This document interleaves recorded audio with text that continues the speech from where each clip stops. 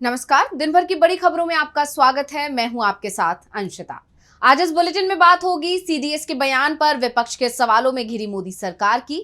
सेना के बाद बीजेपी नेता ने उठाए देश की सुरक्षा को लेकर बड़े सवाल। देखेंगे चिराग पासवान कैसे बने नीतीश और बीजेपी की मुसीबत।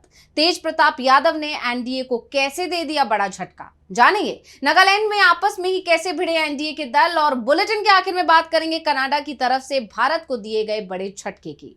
लेकिन दिन भर की तमाम बड़ी खबरों से पहले एक नजर आज की सुर्खियों पर। नॉर्थ ईस्ट में बाढ़ और भूस्खलन ने मचाया कोहराम। सिक्किम में फंसे 1500 से ज्यादा पर्यटक। मणिपुर में 883 घरों को नुकसान। दिल्ली में धूल भरी आंधी के साथ बारिश। मऊ से एमएलए अब्बास अंसारी की सदस्यता खत्म। उत्तर प्रदेश विधानसभा ने जारी किया आदेश। हेट स्पीच मामले में है दोषी। तमिलनाडु विधानसभा चुनाव के लिए डीएमके तैयार। स्टालिन ने की पार्टी की नई सदस्यता अभियान ओरानियल तमिलनाडु की शुरुआत। घर घर जाकर लोगों को दी जाएगी जानकारी। बांग्लादेश की पूर्व पीएम शेख हसीना की बड़ी मुश्किलें। इंटरनेशनल क्राइम ट्रिब्यूनल ने मानवता के खिलाफ अपराधों में माना दोषी। छात्र आंदोलन के दौरान हिंसा में गई थी कई लोगों की जान। ये तो थी सुर्खियां। अब बात आज की सबसे बड़ी खबर की।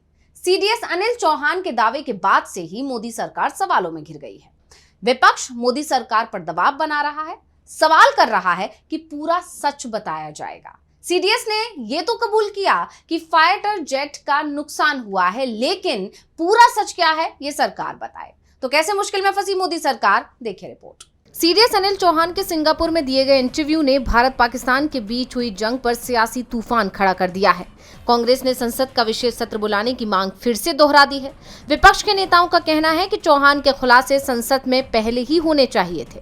दरअसल सीडीएस ने ब्लूमबर्ग के साथ बातचीत में कहा था कि असल मुद्दा ये नहीं है कि जेट गिरे, बल्कि ये है कि वो क्यों गिरे। कौन सी रणनीति गलतियां हुई ये ज्यादा जरूरी है, संख्या मायने नहीं रखती। भारत ने नुकसानों से सीख ली है और जो गलती हुई उसे तुरंत सुधारा गया। हमने अपनी रणनीति में सुधार किया और 2 दिन के भीतर फिर से विमानों को उड़ाया और लंबी दूरी के लक्ष्यों पर हमला किया। सीडीएस के इस बयान को लेकर कांग्रेस महासचिव जयराम रमेश ने कहा कि जनरल चौहान ने जो कुछ भी सिंगापुर में कहा है उसकी जानकारी विपक्षी नेताओं के साथ साझा की जानी चाहिए थी और संसद का विशेष सत्र बुलाया जाना चाहिए था। हमें सिंगापुर से जनरल चौहान की तरफ से किए गए खुलासे का इंतजार करना पड़ा। जयराम रमेश ने कहा कि कारगिल युद्ध खत्म होने के 3 दिन बाद ही प्रधानमंत्री वाजपेयी ने कारगिल समीक्षा समिति का गठन किया था। रिपोर्ट 4 सदस्यों द्वारा तैयार की गई थी। हम चाहते हैं कि ऑपरेशन सिंदूर को लेकर भी जांच कमेटी का गठन किया जाए। जो कमियां हैं वो पता लगनी चाहिए। कांग्रेस नेता पवन खेड़ा ने कहा कि 1962 के युद्ध के दौरान भी इसे बुलाया गया था, लेकिन ये आश्चर्यजनक है कि अब युद्ध समाप्त होने के बाद भी संसद का कोई सत्र नहीं बुलाया गया है। सवाल पाकिस्तान को लेकर ही नहीं पूछे जा रहे हैं, चीन को लेकर भी सवाल किए जा रहे हैं कि आखिर मोदी सरकार चीन के खिलाफ कुछ भी बोलने को तैयार क्यों नहीं दिख रही है।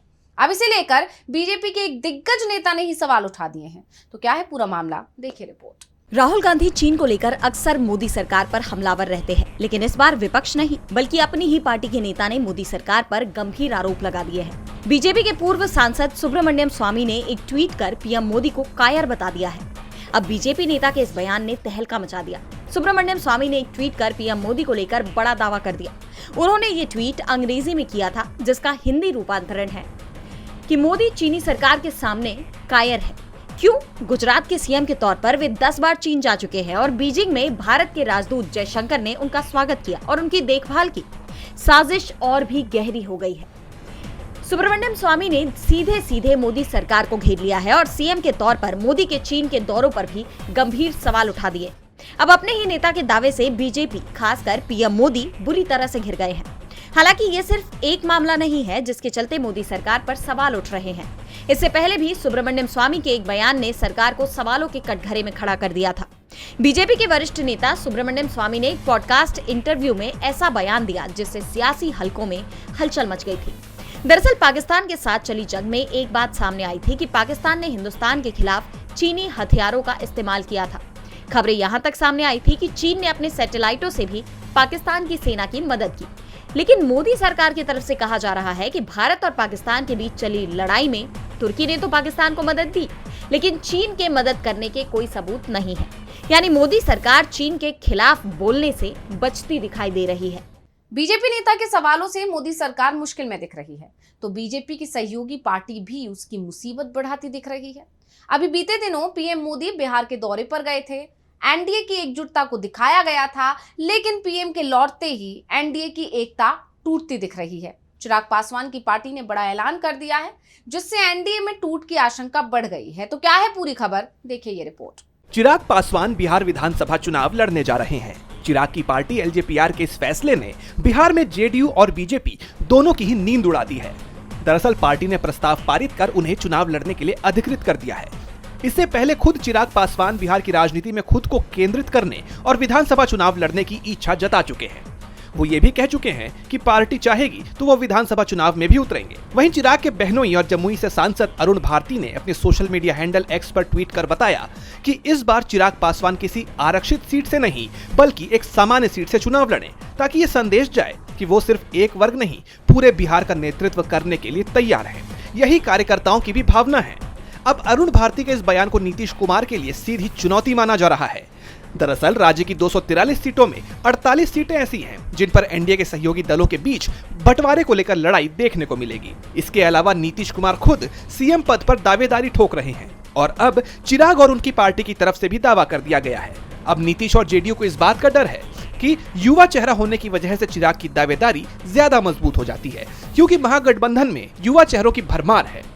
अब बिहार में चिराग की एंट्री से सिर्फ जेडीयू नहीं बल्कि बिहार बीजेपी के अंदर भी खलबली मच गई है। ऐसे में अब जानकारों का कहना है कि चुनाव से पहले ही बिहार एनडीए में हलचल मच सकती है। चिराग ने एनडीए की परेशानी बढ़ा दी है तो महागठबंधन को बड़ी राहत मिली है, क्योंकि तेज प्रताप, जिन्हें आरजेडी चीफ लालू यादव ने परिवार और पार्टी से बाहर निकाल दिया था, उन्होंने एनडीए की उम्मीदों को बड़ा झटका दे दिया है। एनडीए को उम्मीद थी कि तेज नई पार्टी बनाएंगे, लेकिन तेज ने तो साफ कर दिया कि वो अपने परिवार को नुकसान पहुंचाने वाला कोई कदम नहीं उठाएंगे। तो क्या कहा तेज प्रताप ने, देखिए रिपोर्ट। आरजेडी प्रमुख लालू प्रसाद यादव के बड़े बेटे तेज प्रताप यादव की तस्वीर एक महिला के साथ वायरल होने के बाद उन्हें पार्टी और परिवार से बाहर निकाल दिया गया।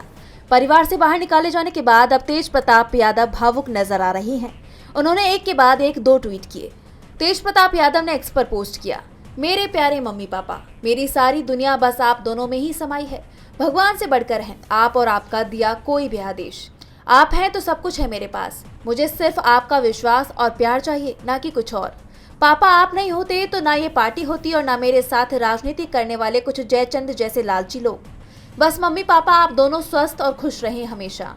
तो वहीं अपनी दूसरी ट्वीट में तेज प्रताप ने लिखा, मेरे अर्जुन से मुझे अलग करने का सपना देखने वालों, तुम कभी अपनी साजिशों में सफल नहीं हो सकोगे। कृष्ण की सेना तो तुम ले सकते हो, लेकिन खुद कृष्ण को नहीं। हर साजिश को जल्द बेनकाब करूंगा। बस मेरे भाई भरोसा रखना, मैं हर परिस्थिति में तुम्हारे साथ हूँ। फिलहाल दूर हूँ, लेकिन मेरा आशीर्वाद हमेशा तुम्हारे साथ था और रहेगा। मेरे भाई मम्मी पापा का ख्याल रखना। जयचंद हर जगह हैं, अंदर भी और बाहर भी। उनके इस ट्वीट को लेकर लगातार सवाल उठ रहे हैं कि आखिर तेज प्रताप जयचंद किसे कह रहे हैं, लेकिन उनकी बातों से ये तय हो गया है कि वो कहीं और जाने वाले नहीं हैं, क्योंकि इससे पहले कयास लगने लगे थे कि तेज प्रताप आगामी चुनाव में निर्दलीय प्रत्याशी के तौर पर उतर सकते हैं या अपनी अलग पार्टी बना सकते हैं। लेकिन अब उनके ट्वीट आने के बाद हालात बदलते दिखाई दे रहे हैं। तेज प्रताप के ऐलान से आरजेडी के साथ महागठबंधन को भी राहत मिली है, तो एनडीए में घमासान मचा हुआ है। बिहार के साथ अब नागालैंड में भी एनडीए में शामिल पार्टियां आपस में भिड़ गई हैं और इसमें सबसे ज्यादा नुकसान अजीत पवार को हुआ है। उनकी पार्टी के सभी विधायक बगावत कर गए हैं। तो क्या है पूरा मामला, देखिए रिपोर्ट। एनसीपी में बगावत हो गई है। एनसीपी नेता अजीत पवार को बड़ा झटका लगा है, लेकिन ये झटका महाराष्ट्र में नहीं बल्कि नागालैंड में लगा है। एनसीपी के सभी 7 विधायकों ने पार्टी को अलविदा कह दिया है। नागालैंड में सभी विधायकों ने पार्टी छोड़ दी है और ये 7 विधायक अब नेशनलिस्ट डेमोक्रेटिक प्रोग्रेसिव पार्टी यानी एनडीपीपी में शामिल हो गए हैं। इस विलय से सीएम नेफ्यू रियो के नेतृत्व वाली एनडीपीपी को 60 सदस्यीय विधानसभा में पूर्ण बहुमत मिल गया है। इससे उनकी संख्या 25 से बढ़कर 32 हो गई है। इस घटनाक्रम ने एक तरफ एनसीपी को कमजोर कर दिया है, तो वहीं मुख्यमंत्री नेफ्यू रियो के नेतृत्व वाली एनडीपीपी पहले से और ज्यादा मजबूत हो गई है।